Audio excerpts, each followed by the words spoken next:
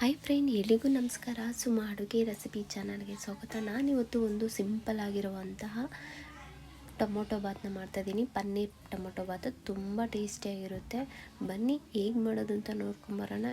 ಈ ವಿಡಿಯೋನ ಕೊನೆ ತನಕ ನೋಡಿ, ಸ್ಕಿಪ್ ಮಾಡ್ದಲೆ. ನಾನಿಲ್ಲಿ ಮೊದಲಿಗೆ ಸ್ಟವ್ ಹಚ್ಚಿ ಒಂದು ಕುಕ್ಕರ್ನ ಇಟ್ಕೊಂಡಿದ್ದೀನಿ. ಕುಕ್ಕರ್ ಸ್ವಲ್ಪ ಬಿಸಿ ಆದ ನಂತರ ನಾನು ಇದಕ್ಕೆ 2 ಟೇಬಲ್ ಸ್ಪೂನಷ್ಟು ನಾನಿಲ್ಲಿ ಎಣ್ಣೆನ ಹಾಕೋತಾ ಇದ್ದೀನಿ. ಹಾಗೆ ಚಕ್ಕೆ, ಲವಂಗ, ಮರಾಠಿ ಮೊಗ್ಗು, ಕಲ್ಲು, ಹಾಗೆ ಒಂದು ಏಲಕ್ಕಿ, ಹಾಗೆ ಅದಾದ ನಂತರ ನಾನಿಲ್ಲಿ ಓಂಕಾಳನ್ನು ಸ್ವಲ್ಪ ಹಾಕ್ಕೊಂಡು, ಹಾಗೆ ಜೊತೆಗೆ ಸ್ವಲ್ಪ ಪಲಾವ್ ಎಲೆನೂ ಒಂದು 2 ರಿಂದ 3 ಪಲಾವ್ ಎಲೆನೂ ಹಾಕ್ಕೊಂಡಿದ್ದೀನಿ. ಹಾಕೊಂಡ ನಂತರ ನಾನು ಇಮಿಡಿಯೇಟಾಗಿ ಒಂದು ಈರುಳ್ಳಿನೂ ಕಟ್ ಮಾಡಿ ಹಾಕ್ಕೊತಿದ್ದೀನಿ. 1 ರಿಂದ 2 ಈರುಳ್ಳಿನ ನಾನಿಲ್ಲಿ ಕಟ್ ಮಾಡಿ ಉದ್ದುದ್ದಾಗಿ ಹಾಕ್ಕೊತಾ ಇದ್ದೀನಿ. ಹಾಕ್ಕೊಂಡು ಇದನ್ನು ನೀಟಾಗಿ ತಿರುಗಿಸ್ಕೊಳ್ತಾ ಹೋಗೋಣ. ಸ್ವಲ್ಪ ಈರುಳ್ಳಿ ಕಲರ್ ಚೇಂಜ್ ಆಗೋವರೆಗೂ ಹುರ್ಕೊಳ್ಳೋಣ. ನೋಡಿ, ಸ್ವಲ್ಪ ಕಲರ್ ಚೇಂಜ್ ಆಗಿದ ನಂತರ ನಾನು ಇದಕ್ಕೆ 1 ಟೇಬಲ್ ಸ್ಪೂನಷ್ಟು ನಾನಿಲ್ಲಿ ಶುಂಠಿ ಬೆಳ್ಳುಳ್ಳಿ ಪೇಸ್ಟನ್ನು ಹಾಕ್ಕೊತಿದ್ದೀನಿ. ಅದನ್ನು ಸಹ ನಾವು ಇಲ್ಲಿ ನೀಟಾಗಿ ಮಿಕ್ಸ್ ಮಾಡ್ಕೊಳ್ತಾ ಹೋಗೋಣ. ಸ್ವಲ್ಪ ಶುಂಠಿ ಬೆಳ್ಳುಳ್ಳಿ ಪೇಸ್ಟು ಹಸಿ ಸ್ಮೆಲ್ ಹೋಗೋವರೆಗೂ. ಹಸಿ ಸ್ಮೆಲ್ ಹೋದ ನಂತರ ನಾನಿಲ್ಲಿ ಒಂದು 4 ರಿಂದ 5 ಟೊಮೊಟೊನ ನಾನಿಲ್ಲಿ ಉದ್ದುದ್ದಾಗಿ ಕಟ್ ಮಾಡಿ ಹಾಕೋತಾ ಇದ್ದೀನಿ. ಹಾಕ್ಕೊಂಡು ಇದನ್ನು ನಾವು ನೀಟಾಗಿ ಮಿಕ್ಸ್ ಮಾಡ್ಕೊಳ್ತಾ ಹೋಗೋಣ. ಇದು ಸ್ವಲ್ಪ ಟೊಮೊಟೊ ಸ್ವಲ್ಪ ಬೇಯಬೇಕು.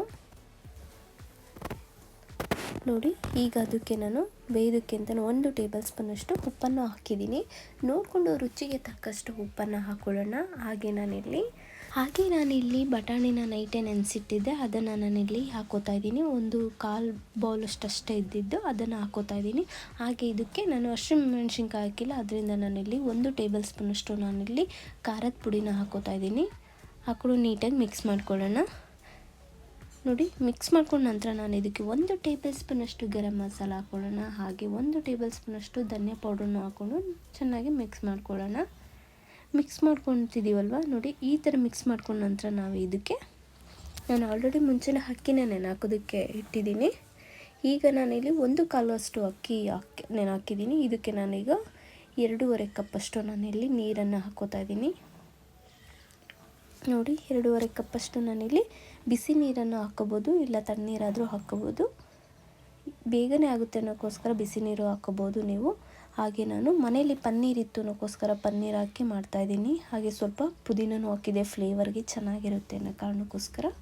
ಫೈನಲ್ ಆಗಿ ನಾನೀಗ ಲಾಸ್ಟಾಗಿ ಅಕ್ಕಿನ ನೆನೆಹಾಕಿದ್ವಲ್ಲ ಅದನ್ನು ನಾನಿಲ್ಲಿ ಹಾಕೋತಾ ಇದ್ದೀನಿ. ನೋಡಿ, ಅಕ್ಕಿನ ಚೆನ್ನಾಗಿ ಹಾಕ್ಕೊಳ್ಳೋಣ. ಹಾಕೊಂಡ ನಂತರ ನಾವು ಇದನ್ನು ನೀಟಾಗಿ ಮಿಕ್ಸ್ ಮಾಡ್ಕೊಳ್ತಾ ಹೋಗೋಣ. ಪನ್ನೀರ್ ಹಾಕಿ ಮಾಡಿ ನೋಡಿ ಒಮ್ಮೆ, ನಿಮ್ಮ ಮನೇಲಿ ಖಂಡಿತ ಚೆನ್ನಾಗಿ ಬರುತ್ತೆ ಅಂತ ಹೇಳ್ತೀರಾ. ತುಂಬ ಟೇಸ್ಟಿಯಾಗಿ ಬರುತ್ತೆ ಮಾತ್ರ. ಹಾಗೆ ನಾನು ಲಾಸ್ಟದಾಗಿ ಕೊತ್ತಂಬರಿ ಸೊಪ್ಪನ್ನು ಸ್ವಲ್ಪ ನಾನು ಹಾಕ್ಕೋತಾ ಇದ್ದೀನಿ. ಹಾಕ್ಕೊಂಡು ಅದನ್ನು ಮಿಕ್ಸ್ ಮಾಡ್ಕೊಳ್ಳೋಣ. ಹಾಗೆ ನಾನು ಕಸ್ತೂರಿ ಮೆಂತ್ಯನೂ ಸ್ವಲ್ಪ ಹಾಕೋದಿದ್ದೀನಿ, ಟೇಸ್ಟಿಗೆ ಚೆನ್ನಾಗಿರುತ್ತೆ ಅನ್ನೋ ಕಾರಣಕ್ಕೋಸ್ಕರ. ಅದನ್ನು ಹಾಕ್ಕೊಂಡು ಮಿಕ್ಸ್ ಮಾಡ್ಕೊಳ್ಳೋಣ. ನಾನು ಯಾವುದನ್ನು ರುಬ್ಬಿಲ್ಲ, ಹಾಗೆ ಮಾಡ್ತಾಯಿದ್ದೀನಿ. ಅದಕ್ಕೆ ಫೈನಲ್ ಆಗಿ ನಾನು ಲಾಸ್ಟದಾಗಿ 1 ಟೇಬಲ್ ಸ್ಪೂನಷ್ಟು ತುಪ್ಪವನ್ನು ಹಾಕ್ಕೊಂಡಿದ್ದೆ, ಚೆನ್ನಾಗಿರುತ್ತೆ ಸ್ಮೆಲ್ ಅನ್ನೋಕ್ಕೋಸ್ಕರ. ಈಗ ನಾನು ಲಿಡ್ನ ಕ್ಲೋಸ್ ಮಾಡ್ತೀನಿ. 1 ವಿಷಲ್ ಬರೋದಕ್ಕಿಂತ ಮುಂಚೆನೇ ನಾನು ಗ್ಯಾಸ್ ಸ್ಟವ್ನ ಆಫ್ ಮಾಡ್ತೀನಿ. ಮೀಡಿಯಮ್ ಫ್ಲೇಮಲ್ಲಿ ಇಟ್ಕೋಬೇಕಾಗುತ್ತೆ. ನೋಡಿ, 5 ನಿಮಿಷ ಆದ ನಂತರ ನೋಡಿ ತೋರಿಸ್ತಿದ್ದೀನಿ ಹೇಗಾಗಿದೆ ಅಂತ.